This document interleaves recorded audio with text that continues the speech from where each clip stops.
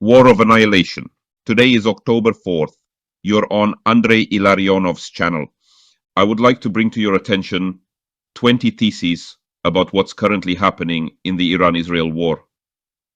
First, a few comments regarding the Iranian missile attack, and then more general observations, remarks, and conclusions about this war. The first thesis: the Iranian missile attack on Israel on October 1st. Apparently, Iran launched around 200 ballistic missiles at Israel, with 181 missiles reaching Israeli territory or airspace. The targets of the airstrike were the Mossad headquarters, as well as military air bases in Tel Tov, Katsarim, and Nevatim. In Nevatim, no fewer than 30 strikes by these missiles were recorded. What are the results of this raid? 7 people were killed. 1 immigrant from Gaza who was visiting Jericho in an Arab settlement. 1 person died in Jordan. 5 people were killed during the launch of the missile in Iran. In total, 7 people were killed, all Muslims. No one was killed in Israel. There is only some destruction. Apparently, the destruction is minor. Damage was caused to administrative buildings at several military air bases. There are no destroyed planes or serious military assets. However, literally on the eve of this raid, 2 terrorists who got off a tram in Jaffa carried out an attack on Israelis and killed 7 people, and 1 more person, a resident of Georgia, died a few hours later. 16 people were injured. As a result, it turns out that 181 ballistic missiles did not kill anyone on Israeli territory, but killed 7 people in other places, and 2 terrorists who found themselves on Israeli territory killed 8 people. So, there's something to think about when it comes to modern asymmetric warfare. The second conclusion that can be drawn is the significance of missile weapons at this time. Despite what seems like a low effectiveness of this missile strike, we know that such missile strikes have been carried out recently and will continue to be carried out at Israeli territory from Gaza, Lebanon, Yemen, and Iran. Similar strikes are being carried out by Israelis on Lebanese, Syrian, and Iranian territories. The most notable ones are the strikes on Hezbollah's headquarters in Beirut, or the Yemeni port of Hodeidah. It's hard to imagine a more convincing lesson about the significance of missile weapons and anti-missile defense for Ukraine. That same Ukraine, which not long ago had a powerful scientific base for creating and producing various missiles. The loss of this school, this base, is having serious consequences in bloodshed among both Ukrainian military personnel and civilians. Once again, it's necessary to recall the classic work by Generals Zaluzhny and Zabrodsky about the current real center of gravity in the Russian-Ukrainian war. This is the availability of long-range missiles in Ukraine. We also need to remember those requests, complaints, and appeals by Putin to the United States and the West not to provide Ukraine with long-range missiles, not to deploy them on Ukrainian territory, and not to allow Ukraine to use these long-range missiles to strike military targets in Russia. We must recall the promise made by President Biden during a phone conversation with Putin on December 30th, 2021, when he promised Putin not to provide Ukraine with long-range missiles, which is exactly what Putin had asked for. We understand that, apparently, this promise by Biden, along with other actions by Biden and his administration, played the role of a green light, a positive signal for Russia to launch a large-scale aggression against Ukraine less than 2 months later.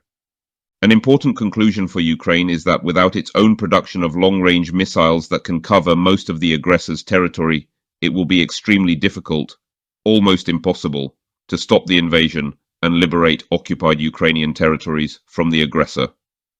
The third conclusion, a warning of Iran.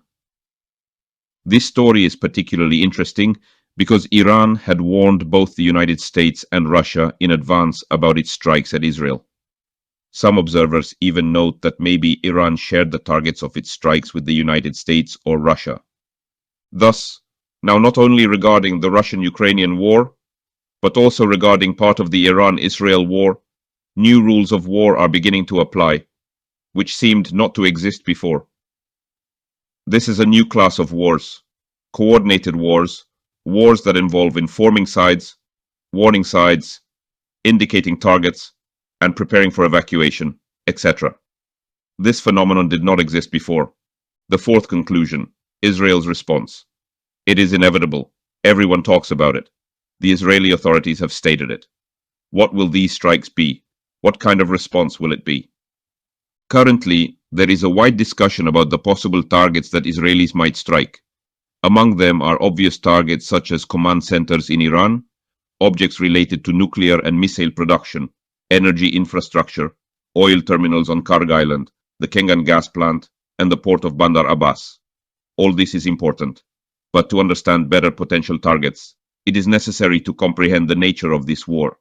And here we come to a series of most important conclusions about the nature of this war. The fifth thesis. So, this is not the third Lebanese war, nor the fifth Gaza war, nor the fourth Syrian war. This war is not against Arabs at all. This is Israel's first war against Persians, or more precisely, against the Iranian regime of Ayatollahs.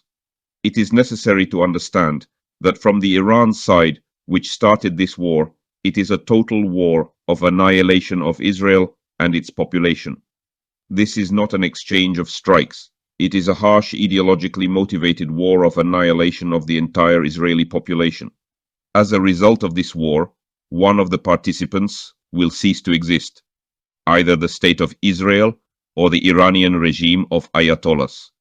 There will be no intermediate option. The sixth thesis. When did preparations for this war begin? The Iranian regime of Ayatollahs started preparing for this war in 1979, shortly after the victory of the so-called Islamic Revolution. At that time, the goal of total annihilation of Israel and its population was proclaimed. To achieve this, Iran created new armed forces, launched a missile program, launched a nuclear program, and established a powerful international network of proxies, trusted persons, groups, divisions, and army units to attack Israel from different sides. The nuclear program plays a particularly important role in Iran's preparations for total war against Israel and the destruction of this state entity. This nuclear program has many different stories, and it deserves a separate conversation, but today I would like to stop at one point.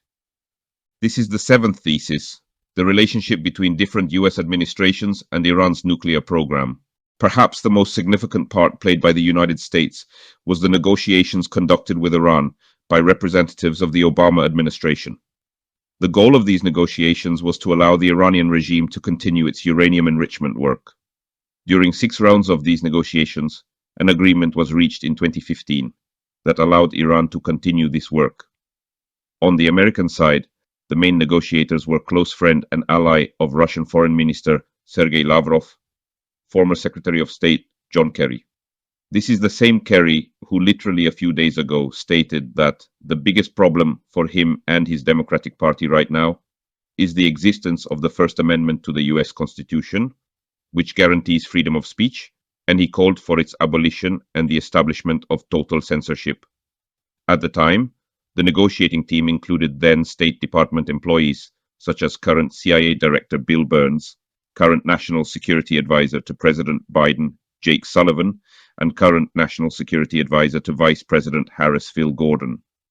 The signing of this agreement is considered a major achievement by Obama, Biden, Harris, and naturally, all participants in these negotiations who achieved the signing of this agreement.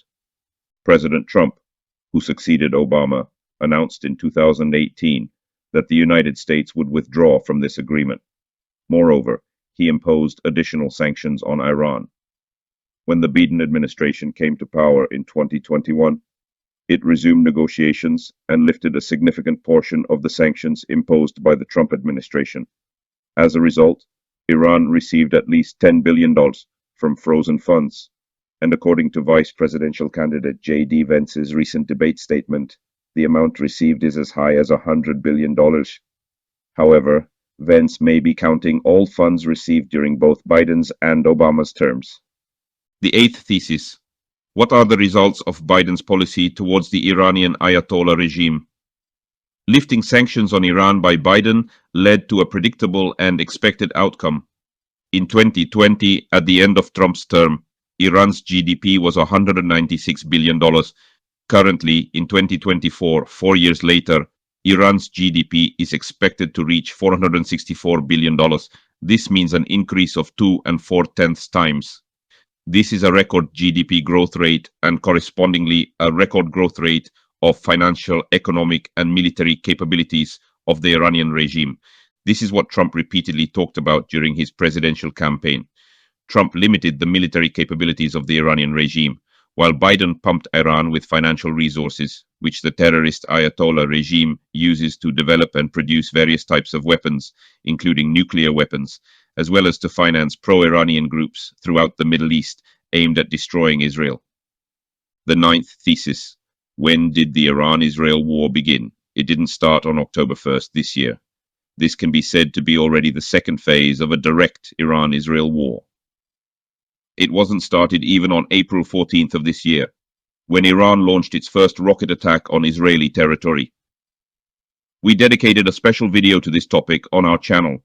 This war was actually started on October 7th, 2023, almost a year ago, with an attack by Hamas on Israeli territory.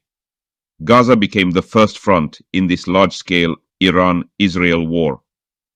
The next day, on October 8th, 2023, Iran opened a second front against Israel by sending Hezbollah fighters to attack Israel. A few days later, on October 19th, 2023, Iran brought Houthi rebels into the fray, and they launched rocket attacks on Israel and maritime shipping in the Red Sea, opening a third front against Israel and the West.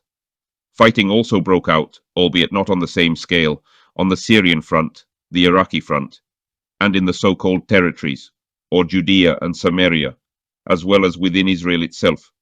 For example, the terrorist attack on Israeli citizens on October 1st was just another such an incident. Thus, by April 14th of this year, there were already 7 fronts. On April 14th, an 8th front was added to the large-scale Iran-Israel war, a war aimed at destruction Israel. The 10th thesis. Regional breakdown of the war.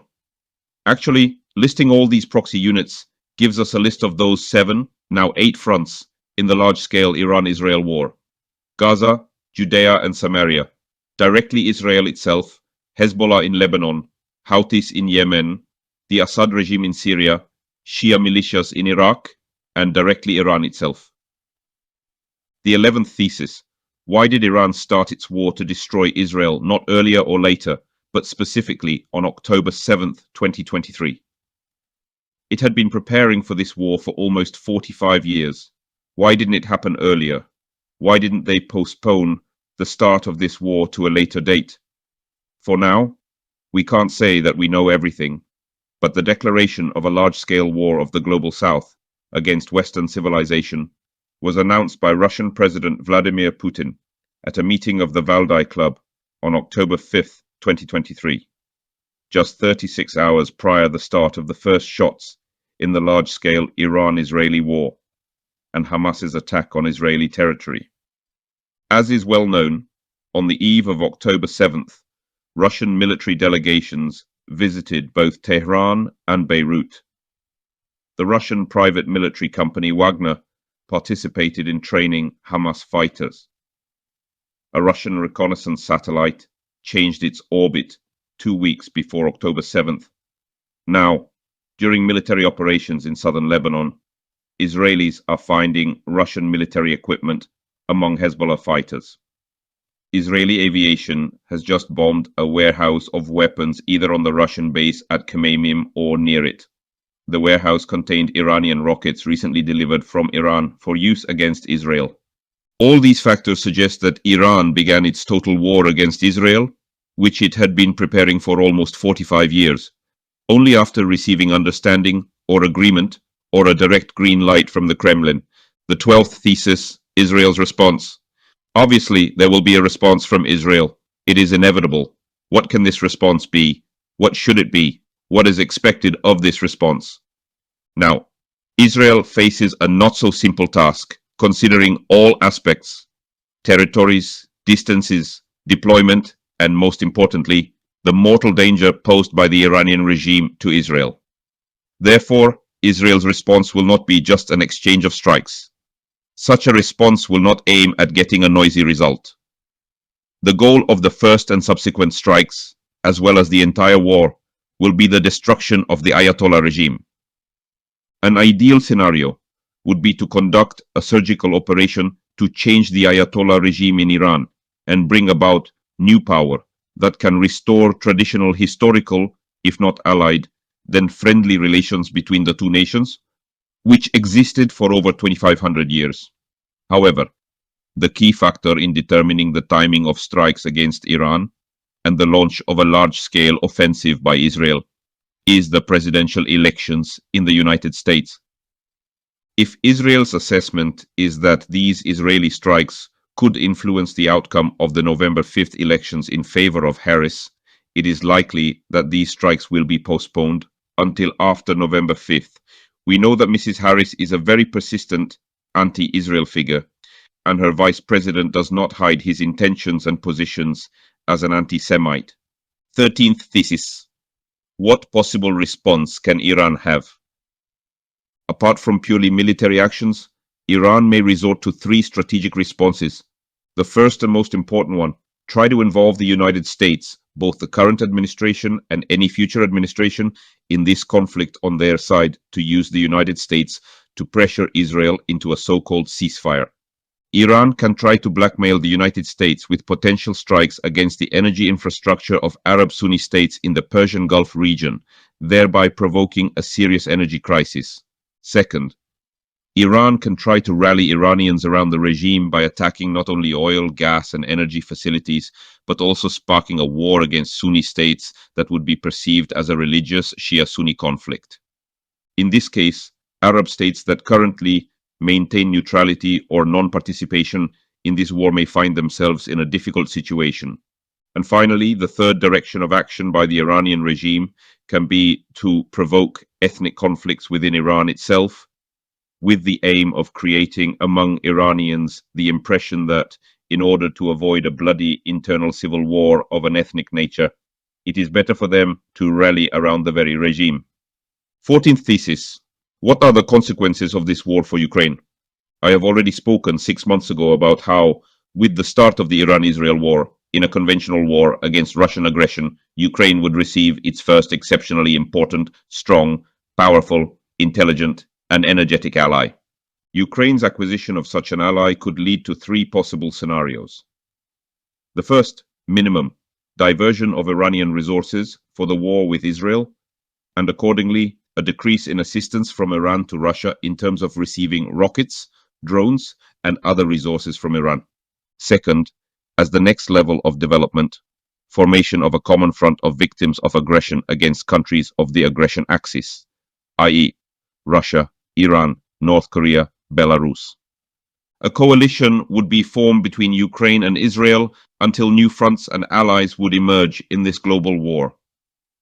At most, the formation of such an alliance could lead to achieving a common goal, destruction of the respective regimes both in Iran and Russia. Today, Ukraine greatly lacks a true ally on the battlefield. Israel represents an ideal candidate for such a real ally and partner. Moreover, in today's situation, it is not less but possibly even more useful and more effective than the United States. 15th thesis. What is the real policy of Ukraine's government towards Israel? The answer, disappointing. The Ukrainian government consistently pursues an anti-Israeli policy, thus destroying the possibility of forming an alliance between two victims of aggressions. The Ukrainian government regularly votes for almost all anti-Israel resolutions in the UN. Ukraine demands to the creation of a so-called Palestinian state, this tool for anti-Israel terrorist organizations and their convenient shelter after terrorist attacks. At the last session of the UN General Assembly, during Israeli Prime Minister Benjamin Netanyahu's speech, arguably the most outstanding statesman in the world over the past 15 years, the Ukrainian delegation left the hall. Why? On whose absurd instruction did they do this? The anti-Israeli position of Ukraine's government is not only shameful, but also evidence of appalling incompetence in both foreign and defense policy, as well as overall policy towards countering aggression against Ukraine. 16th thesis, the weakness of the United States. Both the beginning and continuation of the Iran-Israel war have demonstrated the horrific weakness of the current United States. Understanding what strong United States is, and how necessary it is to the world comes precisely when the US is weakened and is stopped performing its functions as an international police force. It is then that ruthless wars by all sorts of bandits against peaceful citizens and peaceful states begin, and whose victims become both weak and defenseless. 17th thesis: the role of Biden and his administration. It is unique in terms of unleashing new wars and creating new military catastrophes. We have seen this regularly throughout all 4 years of the Biden presidency. The shameful withdrawal of American troops from Afghanistan in August 2021, the green light for a large-scale invasion by Putin's forces into Ukraine in February 2022. This aggression has been prolonged due to Biden's refusal to supply necessary arms to defend Ukraine, blocking aid to Ukraine for many months by Biden and his administration, and providing colossal economic assistance to the Putin regime, totaling over $500 billion in additional revenue for Putin's budget to wage war against Ukraine. In addition, what happened during Biden's presidency in Africa is a series of military coups in Mali, Guinea, Burkina Faso, Niger, genocide in Sudan, Nigeria. All this took place with the full tolerance and permission of the Biden administration to carry out these actions. Some of them were conducted under the flag of fighting global terrorism, with the participation of Russian PMC Wagner units and other assistance from Putin's regime. Of course, a special place is occupied by the beginning of the global Iran-Israel war on October 7, 2023, on all fronts. Another front is the invasion at the southern border of the United States. 18th thesis: the Biden administration has demonstrated not only its incredible weakness, but also its even more horrific incompetence. At the beginning of 2021, when CIA Director Burns took office, he published the priorities of his Agency for American Intelligence for the next 4 years. He then repeatedly repeated this list of priorities during his public speeches. Not once throughout all this time did he mention any problem that actually occurred over these 4 years, neither Afghanistan, nor Ukraine, nor Africa, nor the Middle East. One cannot also fail to mention Jake Sullivan, Biden's assistant on foreign policy activity, who exactly 1 week before October 7, 2023, published an article in Foreign Affairs magazine stating that the Middle East was experiencing its most peaceful time in decades. A week passed, and then came October 7th. But these guys didn't miss their chance for shame even now. You can laugh, you can cry, but it's impossible to imagine in any Hollywood scenario. 5 hours before Iran's rocket attack on Israel on October 1st, on the morning of October 5th, Secretary of State Blinken published an article again in Foreign Affairs magazine, where, turning the situation upside down after a year-long war started by Iran, called for mutual fulfillment of obligations between Iran and the United States. 19th thesis: the role of the Trump administration. During the 4 years of the Trump administration, the United States completed its participation in the war against ISIS and then was not involved in any new military conflict. There were some military conflicts around the world, but it's clear that there were many fewer of them, and the number of human casualties during these 4 years was significantly lower compared to times before and after Trump. The number of terrorist attacks in Israel decreased, as did the number of victims of these attacks. The number of Ukrainians who died on the front line in Donbass fell 16 times. All this happened during Trump's presidency. 20th thesis: the role of Trump's predecessor, the Obama administration. During this period, there were 53 military conflicts. This was an explosion of violence and military activity that had not been seen for a long time and not before. It is impossible to list all these cases. I'll just name a few. Boko Haram terrorist organization actions in Nigeria, war in Côte d'Ivoire, Shia uprising in Bahrain, Libyan war, Syrian war, Iraqi war, Mali war, Central African Republic war, Mozambique war, Congo war, Ugandan war, Chadian war, Sudanese war, South Sudan war, combat operations in Malaysia and the Philippines, Rohingya genocide in Myanmar, Russian occupation of Ukrainian Crimea, Donbas war, start of the war against the Islamic State, Yemeni civil war, Houthi capture of power in Yemen, migrant invasion into Europe, launch of interracial war in the US in 2013, thanks to Obama's actions. All this happened when Obama, Biden, Harris, Burns, Sullivan, and Gordon were at the helm of the most important world police machine. As we all know, only a month separates us from that day when this same team may receive, or rather take for themselves, the mandate to continue setting our common house on fire for the next 4 years at least. If they are stopped, there will be a chance to bring the world to a more peaceful state. But this is only possible if they are not at the helm of the main world police machine. All the best to you.